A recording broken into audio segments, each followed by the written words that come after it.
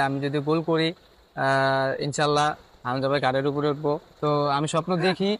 তো ইনশাল্লাহ যদি এরকম সুযোগ আসে তাহলে ইনশাল্লাহ আমি আমার স্বপ্ন পূরণ করার জন্য চেষ্টা করবো। আমাদের সঙ্গে আজ আছেন আলামিন, স্ট্রাইকার আলামিন। আলামিন, আপনাকে স্বাগত।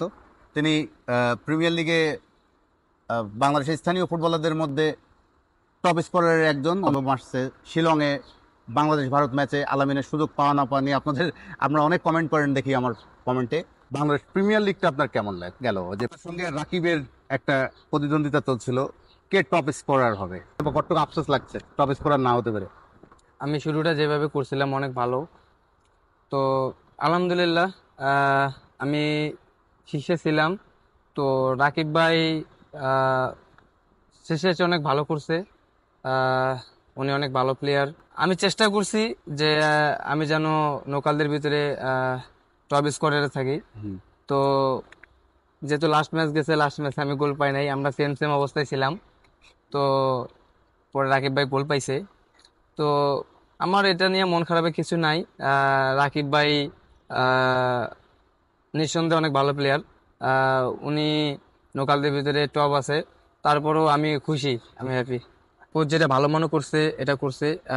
হয়তো ওই ম্যাচে আমি ছিলাম না।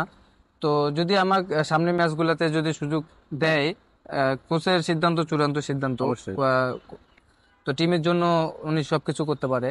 তো এই ম্যাচে যে ম্যাচ সামনে, এগুলো ম্যাচে যদি আমাকে সুযোগ দেওয়া হয় তো ইনশাল্লাহ ভালো কিছু করবো। আসলে আমি কথায় না, আমি কাজে বিশ্বাসী। আমি আল্লাহর প্রতি বিশ্বাস রাখি। ইনশাল্লাহ যদি সুযোগ আসে তাহলে ভালো কিছু করবো। আলামিন ভাই বলছিলেন তিনি কথায় নাই কাজে বিশ্বাসী। এবার কোচ আপনাকে একটা সুযোগ দিবে, যদি ফুটবল লজিক থেকে, কৌশলগত দিক থেকে দেশের মাঠে আপনার কি মনে হয় চান্স আসতে পারে? আসলে আমি তো আহ, আশাবাদী। আমি যদি ন্যাশনাল টিমে, যেহেতু আবার ক্যাম্প শুরু, যদি টিমে রাখা হয় আমাকে, তাহলে আমি কতটুকু পারফরমেন্স করতে পারবো, কোচকে খুশি করতে পারবো, তখন আমি বুঝতে পারবো আসলে আমি কি ম্যাচের জন্য ফিট আছি বা ফিট নাই। তো আমি চেষ্টা করবো যে কোচকে ইমপ্রেস করবো ইনশাল্লাহ। যদি ওরকম সুযোগ আসে আমার, যতটুকুই আসে, 1 মিনিটের জন্য হলো যদি সুযোগ আসে, আমি নিজের জীবন দিয়ে হলো উজাড় করে দিয়ে হলো আমি ভালো খেলার চেষ্টা করবো। ন্যাশনাল স্টেডিয়ামে আপনি কি কখনো খেলেছেন? আসলে আমাদের প্রিমিয়ার লিগ খেলা হয়েছে। ন্যাশনাল টিমের ইন্টারন্যাশনাল হয়তো খেলা হয়নি। ইন্টারন্যাশনাল কোনো ম্যাচ খেলা হয় নাই। আপনি প্রিমিয়ার লিগে নিশ্চয়ই দর্শক নায়ক ফাঁকা গ্যালারিতে এরকম খেলেছেন। যদি আপনি জাস্ট ইমাজিন করেন, কল্পনা করেন, Bhutan match, Singapore, specially Singapore ম্যাচটার কথা আমরা বলছি, যেহেতু এটি এফসি বাছাই কাপ ম্যাচ, সেদিন গ্যালারি প্যাকড। আপনি জানেন সোল্ড আউট হয়ে গেছে টিকিটের সব। বাইরে হাজার হাজার মানুষ, ভেতরে হাজার হাজার মানুষ, এই যে পূর্ণ সমর্থন নিয়ে খেলা, মানুষ যখন একটা গর্জন ছুড়বে, আপনার তখন ওই ফিলটা কি হতে পারে? যে যদি আপনি সুযোগ পান এরকম একটা এতগুলো মানুষের সামনে খেলার রোমাঞ্চটা কেমন হতে পারে? স্টেডিয়াম নতুন রূপে আবার তৈরি হয়েছে। তো এটা অনেক ভালো। আর বাংলাদেশের যতগুলা মানুষ আছে সবাই তো চাইবো যে ন্যাশনাল টিমে খেলা দেখতে। তো আমি চাইবো যে সবাই এসে খেলা দেখুক, বাংলাদেশ টিমকে সাপোর্ট করুক। তো যখন জাগরণ হবে, তখন প্লেয়ার আরো উৎসাহ উৎসাহ পাবে যে আরো দেশের মাটিতে খেলা। আমরা কোনো পক্ষে আমরা ছাড় দিব না, যেমনি হোক। ইনশাল্লাহ যে কেউ হোক না কেন, যেহেতু আমরা বাংলাদেশের হয়ে প্রতিনিধিত্ব করতেছি। তো আমি চাইবো যে বাংলাদেশের যতগুলো সমর্থক আছে, সাপোর্টার আছে, সবাই সাপোর্ট করুক।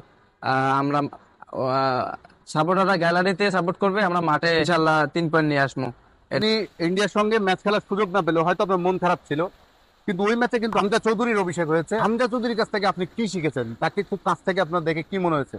মানে ইংলিশ প্রিমিয়ার লিগ বা ওই ধরনের লিগে খেলার অভিজ্ঞতা আছে, একদম বড় মানের প্লেয়ার, সব ঠিক আছে। As a footballer, as a human being, তার কাছ থেকে আপনি কি শিখলেন? আমি হামজা ভাইকে পাইছি ইন্ডিয়াতে। তো ওনার মন মানসিকতা অনেক ভালো। উনি আমাদের সাথে যেভাবে মিশছে, কিছু টিপস শিখিয়ে দিছে। যে যেমন আমি যখন বল নিয়ে যাই, যেন আমি বলটা নিয়ে ডিবক্সের ভিতরে ঢুকি। আমার অনেক স্পিড আছে। আমি যদি বল নিয়ে যাই তাহলে আমার অন্য ডিফেন্ডার ফাউল করা ছাড়া কোনো কিছু উপায় থাকবে না। আমার এটা বলছে যে তুমি যদি বল নিয়ে যাও তাহলে তোমার ফাউল করবে, আমরা প্ল্যানটি পাইনি। তো এই এই জিনিসটা আমি শিখছি। আর আমি তো আগেই বলছি যে আমি যদি গোল করি ইনশাল্লাহ হামজা ভাই কারের উপরে উঠবো। তো ইনশাল্লাহ যদি সামনে সুযোগ হয়, তো আমি স্বপ্ন দেখি তো ইনশাল্লাহ যদি এরকম সুযোগ আসে তাহলে ইনশাল্লাহ আমি আমার স্বপ্ন পূরণ করার জন্য চেষ্টা করবো। সমিত সোম, হামজা চৌধুরী, ফাহমুদুল ইসলাম, মিসেল, উনিও যদি আসেন, এই যে বাইরের যত ভালো সিস্টেম থেকে ভালো ফুটবল সিস্টেম, আই মিন যারা বেড়ে উঠেছে, তাদের সঙ্গে আপনাদের, আপনি একটু আগে বলছিলেন আপনারা কোনো ইনসিকিউর ফিল করেন না, বরং তাদের কাছে শেখা, একসঙ্গে মিক্সিং, এটা কোনো সমস্যা আপনাদের হবে না, আপনারা নিজে আশাবাদী। বাট ওদের সঙ্গে তাল মিলিয়ে খেলার বিষয়টা, এইটা মানে আপনারা অ্যাডজাস্ট করার ক্ষেত্রে কোনো রকম মানে কোনো চ্যালেঞ্জ ফেস করতে পারেন কিনা? আসলে হামজা ভাই যখন আসছে, তো হামজা ভাইয়ের সাথে সবাই সুন্দরভাবে মিলিয়ে নিছে। তো সবাই তো বাংলাদেশি প্লেয়ারের নাকি, হুম হুম তো ইনশাল্লাহ ওরকম কোনো সমস্যা হবে না আশা করি। তাড়াতাড়ি আমাদের ভিতরে যে টিম বন্ডিংটা চলে আসবে ইনশাল্লাহ। আলামিন স্ট্রাইকার, বাংলাদেশের একজন সম্ভাবনাময়, একজন পটেনশিয়াল স্ট্রাইকার, যার মধ্যে একটা সম্ভাবনা আছে বাংলাদেশের যে একটা ভালো স্ট্রাইকার বা যা ভালো ফরওয়ার্ডের যে একটা আমরা সংকটে ভুগি সেটি পূরণ করার। তো আলামিন বাংলাদেশ ভারত ম্যাচে সুযোগ পাননি, ওইটা নিয়ে অনেক আলোচনা হয়েছিল আপনারা জানেন।